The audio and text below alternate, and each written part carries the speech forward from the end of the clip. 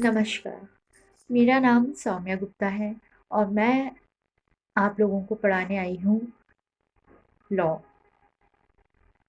Law एक ऐसा subject है जो कि हमें जानकारी देता है कि कैसे रूल्स एंड रेगुलेशंस को फॉलो करके हम अपने देश को सुरक्षित और एक बहुत बेहतर सिटीज़न बन सकते हैं, अगर हम इसे फॉलो करें।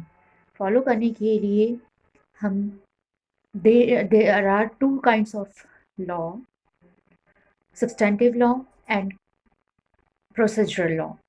Now we will teach you substantive law first, in which there are two kinds of, there are 11 subjects come under it.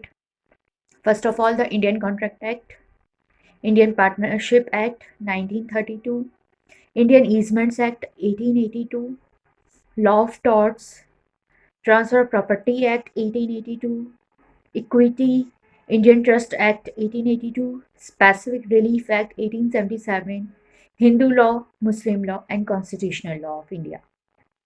First, now we will take, there will be, we divide the substantive law into 11 subjects, and we will read these subjects one by one.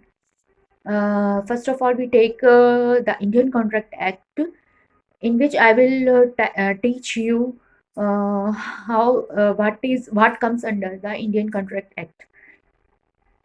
Okay, students, let's get started. So first of all, chapter 1 is all about of offer and proposal. What do you mean by offer and proposal? The proposal or the offer is the starting point of a contract. Okay, when we enter into a contract, then we first do a proposal, or we can say we offer something.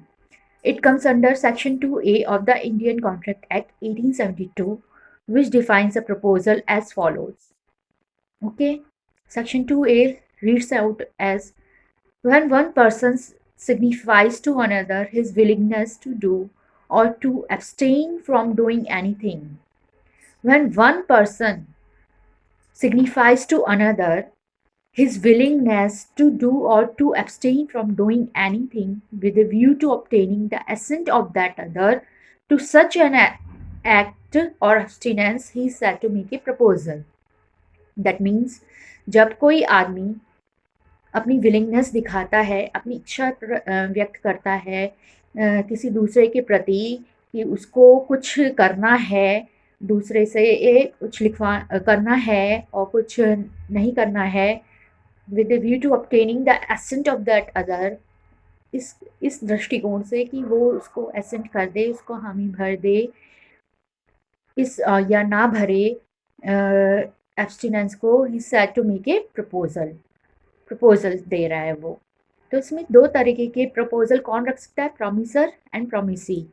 The person making the proposal is called the promisor and the person accepting the proposal is called promisee. It comes under Section 2C of the Indian Contract Act 1872. And now, essential of a valid proposal. There are five valid proposal offer. Essentials of a valid proposal. First, the essentials of a valid proposal are as follows. Note down it. Any person. First, communication of the proposal. First we require क्या चाहिए होता है? उसमें पहले आपको क्या चाहिए होता है? 5 तरीके के प्रपोजल्स होते हैं, 5 तरीके के वैलिड प्रपोजल के एसेंशियल्स होते हैं। पहला होता है आपका एनी पर्सन की रिक्वायरमेंट, कि कोई पर्सन होना चाहिए प्रपोजल को रखने के लिए। फिर आपको चाहिए होता है कम्युनिकेशन ऑफ द प्रपोजल, उस प्रपोजल का कम्युनिकेशन होना चाहिए, ऑफर कैसे दिया जाता है। फिर intention to create a legal relationship, intention होनी चाहिए किसी की कि लीगल रिलेशनशिप दोनों प्रॉमिसर और प्रॉमिसी जो हैं वो लीगल रिलेशनशिप के में एंटर होने के लिए इंटेंशन होना चाहिए उनका, ये ठीक है। ऑब्जेक्ट ऑफ द प्रपोजल होना चाहिए ऑफर का, कि किस उद्देश्य से आप उस प्रपोजल उस कॉन्ट्रैक्ट में आ रहे हैं। और terms of the proposal offer must be definite और लीगल होना चाहिए। जो टर्म्स है लीगल और प्रपोजल इसका, वो मस्ट बी डेफिनेट होना चाहिए और लीगल होना चाहिए, यानी कि आपको निर्धारित होना चाहिए, डेफिनेटली होना चाहिए, डेफिनेट कि वो पता होना चाहिए कि कौन सा प्रपोजल जो दे रहे हैं आप वो कौन सा निर्धारित हो रहा है, और लीगली बाउंडेड लीगल होना चाहिए, सब वैधानिक होना चाहिए, यानी कानून का कानूनी होना चाहिए, वैधानिक होना चाहिए। अब एनी पर्सन को हम डिफाइन करेंगे इसमें।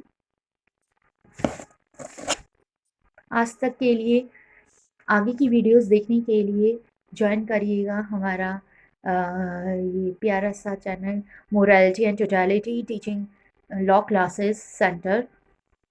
और आगे की सब्सक्राइब करने के लिए देखते रहिए हमारे चैनल। और कोई भी क्वारीज, कमेंट्स या कुछ भी आपकी इंक्वायरीज हों तो ज़रूर हमारे तक पहुंचाइए, हम उसका हार्दिक स्वागत करते हैं।